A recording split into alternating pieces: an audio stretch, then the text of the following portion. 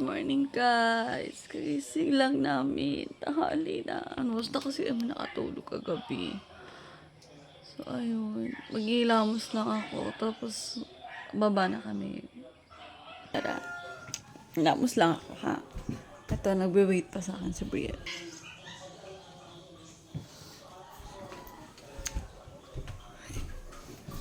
Nilamusan ko din siya. Ito, inside the hair. It's connected to Nakababa na kami. Dito ako sa kusina. Magtitimpla ako ng chocolate drink. Dito na rin ako sa kusina mag-breakfast.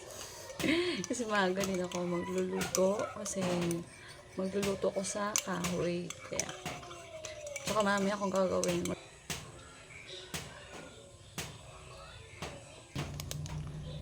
Delight. Ito lang yung kakainin ko, isa lang. Tapos, mag-start na rin naman kasi ako magluto.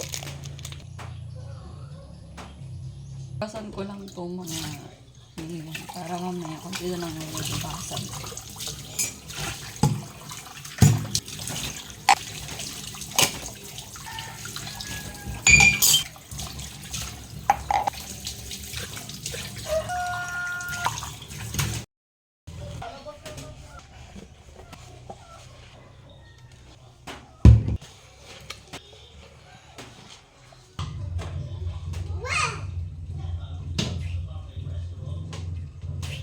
Nilabas ko na tong manok, kalahati na lang, at saka etong sayote. So guys, nahiwa ko na. Kasi binuksan ko na yung ilaw kasi madilim dahil nga nag-uulan dito sa Cebu. At ito, naiwa ko na yung manok at saka yung sayote. So, magluluto sa kahoy para less na lang yung konsumo ng gas. Guys, samahan niyo ako. Magsisindi ako ngayon. Dito tayo sa may dirty kitchen. Ulingan. Salang na natin. Kuha muna tayo malunggay. Kahit konti lang. Kasi yung iba, wala pa rin yung tubo. Like, ayun, puro malunggay din dyan. Kasi pinakain sa kambing. So, ito, kuha mo tayo kahit konti lang.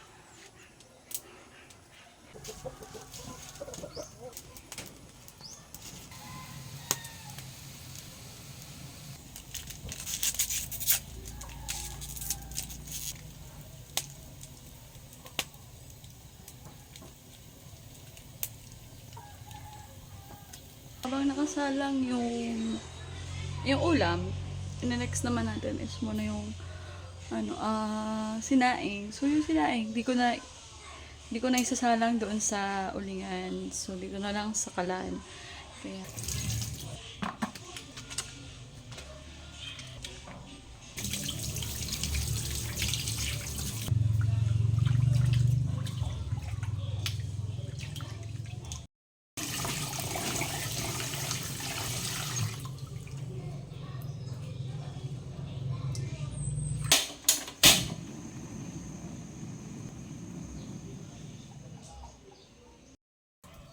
ayan na guys, luto na ang ating tinolang manok.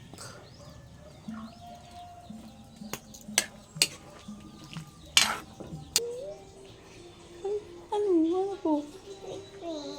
Ngay! Kakain tayo ng rice. Ay, nakain tayo ng rice oh.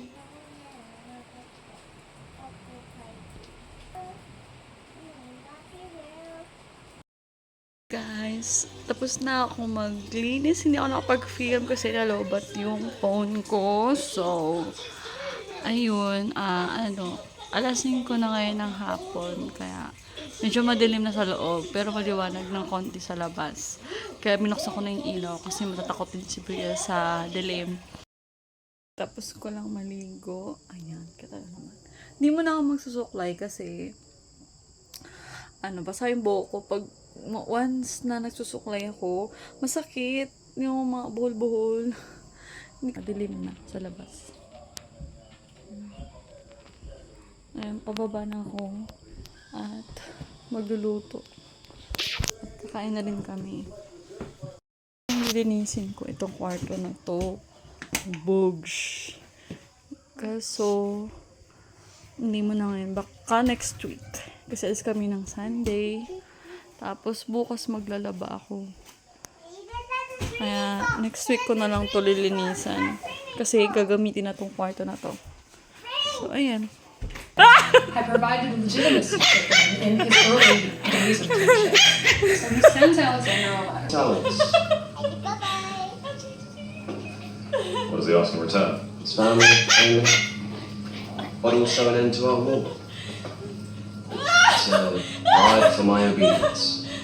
Follow you. All the cities you conquered for Masad. If I were Alexandra, I would take it. Ano, bakit?